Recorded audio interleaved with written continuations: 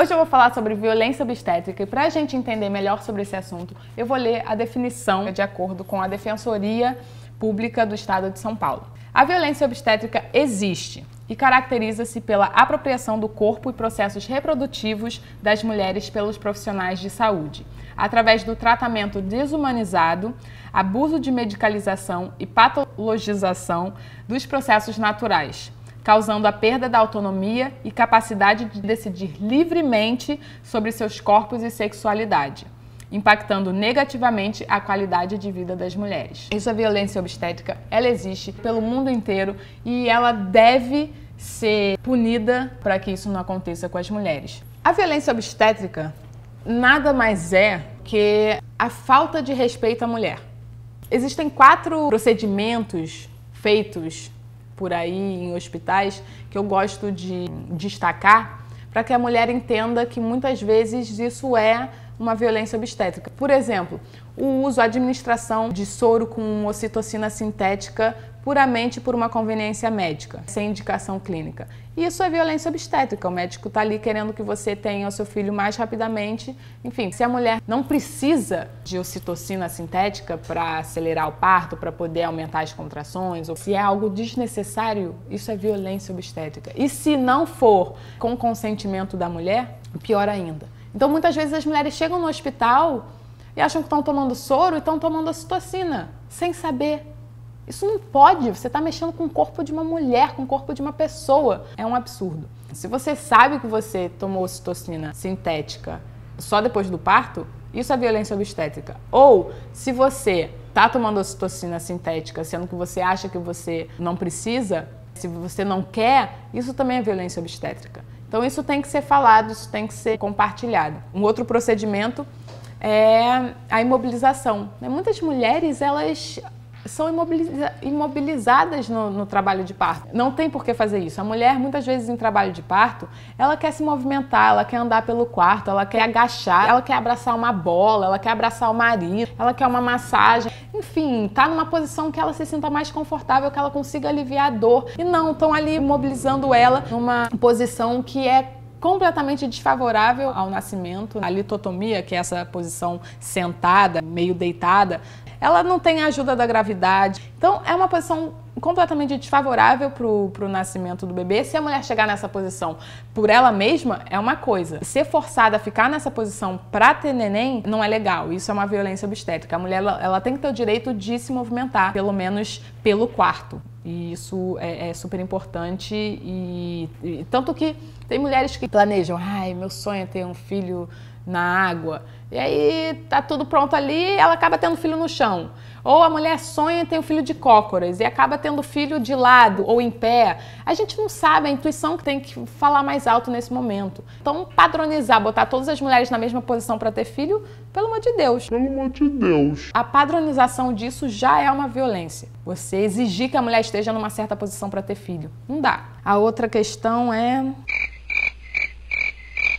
privação de alimentos. Gente, muitas mulheres elas ficam em trabalho de parto 12 horas, 24 horas, 30 horas. Mas imagina ficar sem comer durante todo esse tempo. A mulher ela precisa de energia. Muitas vezes a mulher tá lá suando. O trabalho de parto exige muito do corpo da mulher. Ela precisa comer. Então, privar a mulher de alimento ou requerer que ela fique de jejum, isso é uma violência. É uma violência obstétrica muito séria. Parece que, não é bobagem. Não.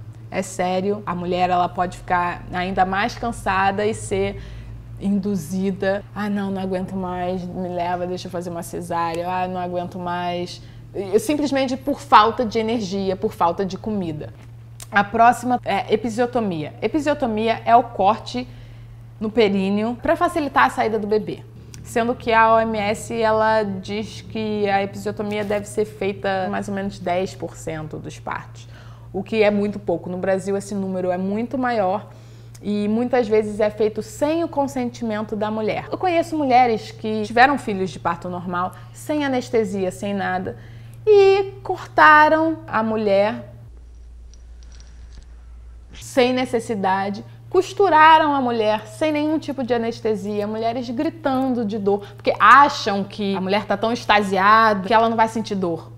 Gente, imagina costurar uma mulher sem anestesia. Isso é uma violência tamanha. Então, assim, a episiotomia ela pode ser feita por uma indicação, mas muitas vezes ela é feita sem indicação nenhuma e simplesmente por uma rotina, por um padrão, pelo protocolo ali do hospital. Não, parto normal, episiotomia, a gente faz em todo mundo, é rotina, não importa o tamanho do bebê, não importa o tamanho da mulher, a gente faz.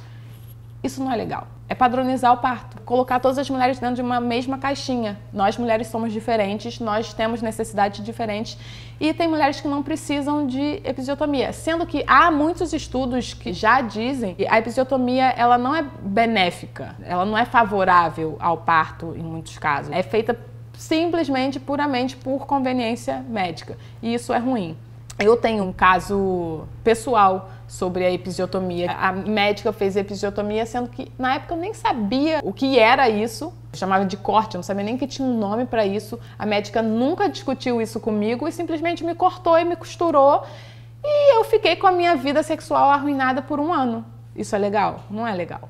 Então, assim, a mulher tem que saber o que está sendo feito para ela. Você pode falar no seu plano de parto que não quer episiotomia e na hora do parto, se a médica achar que é uma necessidade muito grande, isso deve ser discutido. A mulher tem que saber tudo que ela pode passar e não deve passar. Isso é um direito da mulher. Mas enfim, esses são os 4 principais procedimentos que acontecem em hospitais, que são muitas vezes desnecessários e são feitos muitas vezes simplesmente por uma conveniência médica. Isso não é legal. Há também procedimentos que são desfavoráveis à mulher, como eu já falei, a litotomia, que é essa posição que inventaram de colocar a mulher deitada para ter filho, uma posição totalmente inconveniente para um trabalho de parto. Tem também a amniotomia, que é estourar a bolsa do bebê antecipadamente para acelerar o processo de parto, sendo que, por exemplo, o meu filho, a bolsa estourou segundos antes dele nascer. A bolsa estourou, já na próxima contração ele nasceu. Tem mulheres que estouram a bolsa, a mulher fica lá em trabalho de parto durante horas e horas. Então isso significa que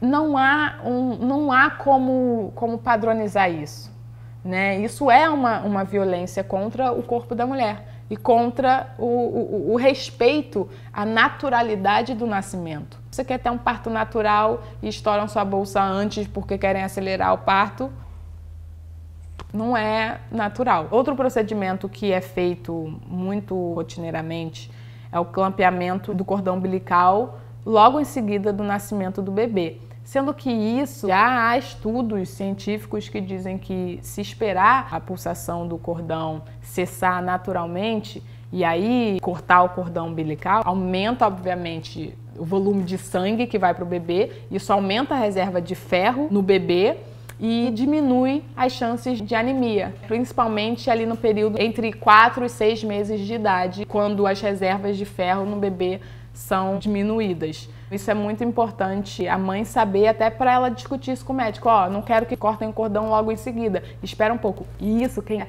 uma dica legal. Mulher que está tendo filho no hospital, se ela exigir que cortem o cordão um pouco depois, o cordão tá ligado à placenta. Aí não tem como tirarem o bebê para longe de você, para poder aspirar, você vai ficar com seu bebê no seu peito por vários minutos até cortarem o cordão. Então, isso é uma boa dica para você ter o seu bebê pertinho de você, já amamentando, já no seu colo, antes de levarem o seu bebê para longe. Então, peçam para cortar o cordão depois.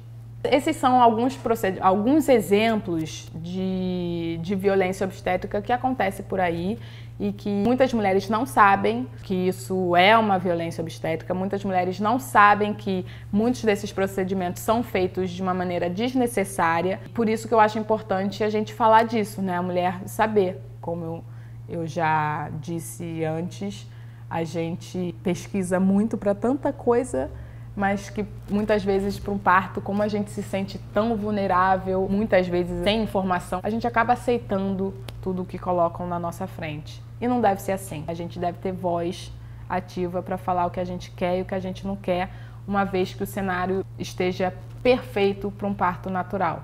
Para mais vídeos, vocês podem se inscrever aqui no canal. Tem vídeos sobre culinária, sobre bebê. Se quiserem compartilhar também, é muito bom. E podem deixar comentários que eu vou responder mensalmente. Vou fazer um vídeo aqui ao vivo respondendo alguns comentários que eu não consegui responder aqui para vocês. Eu acho isso super legal porque essas trocas entre pessoas e experiências é sempre bem-vinda, principalmente nesse assunto de parto.